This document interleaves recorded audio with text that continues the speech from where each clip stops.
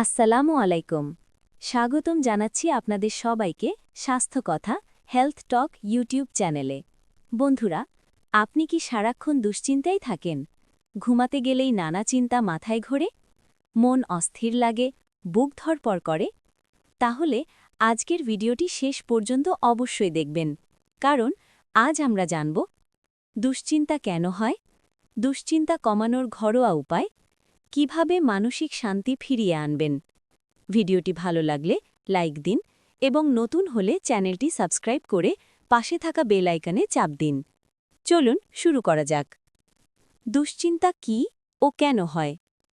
দুশ্চিন্তা বা মানসিক চাপ হল এমন একটি অবস্থা যেখানে আমাদের মস্তিষ্ক সব সময় ভবিষ্যৎ নিয়ে ভাবতে থাকে। দুশ্চিন্তার সাধারণ কারণগুলো হল অতিরিক্ত কাজের চাপ, পারিবারিক সমস্যা, আর্থিক টেনশন, পরীক্ষার ভয়, ঘুমের অভাব। অতিরিক্ত দুশ্চিন্তা করলে মাথা ব্যথা, অনিদ্রা, উচ্চ রক্তচাপ, হজম সমস্যা, হার্টের সমস্যাও হতে পারে, তাই সময় মতো দুশ্চিন্তা কমানো খুব জরুরি। ১. শ্বাস-প্রশ্বাসের ব্যায়াম ২ মিনিট। দুশ্চিন্তা কমানোর সবচেয়ে সহজ উপায় হল ডিপ ব্রিদিং। কিভাবে করবেন? নাক দিয়ে ধীরে শ্বাস নিন, ২ সেকেন্ড ধরে রাখুন, মুখ দিয়ে ধীরে শ্বাস ছাড়ুন, ৬ সেকেন্ড। এভাবে দিনে ৫-১০ মিনিট করলে মস্তিষ্ক শান্ত হয়, বুক ধড়পড় কমে। ২.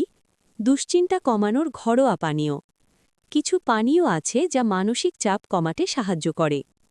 গ্রিন টি, আদা চা, ক্যামোমাইল চা, কুসুম গরম দুধ। অতিরিক্ত চা, কফি এড়িয়ে চলুন, কারণ ক্যাফিন দুশ্চিন্তা বাড়ায়। ৩. ভালো ঘুম নিশ্চিত করুন। ঘুমের অভাব দুশ্চিন্তা বাড়ানোর বড় কারণ। ভালো ঘুমের জন্য প্রতিদিন একই সময় ঘুমান, ঘুমানোর আগে মোবাইল ব্যবহার কমান, রাতে ভারী খাবার এড়িয়ে চলুন, ঘুমানোর আগে দোয়া বা মেডিটেশন করুন।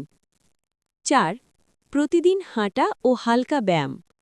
প্রতিদিন ২০-৩০ মিনিট হাঁটা মানসিক চাপ অনেক কমিয়ে দেয়। হাঁটার সময় ফোন ব্যবহার না করে প্রকৃতি দেখুন, গভীর শ্বাস নিন, এতে মস্তিষ্কে সুখের হরমোন তৈরি হয়। ৫.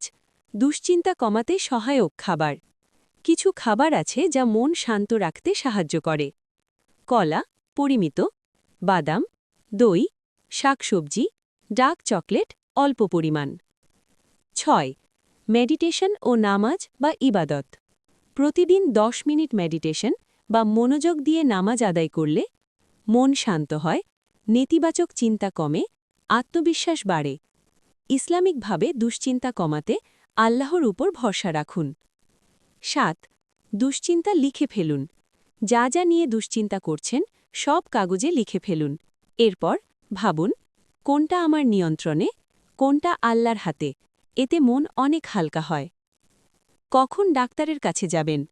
যদি সারাক্ষণ মন খারাপ থাকে, ঘুম একদম না হয়, বুক ধড়পড় বেড়ে যায়, আত্মহত্যার চিন্তা আসে, তাহলে দেরি না করে ডাক্তারের পরামর্শ নিন।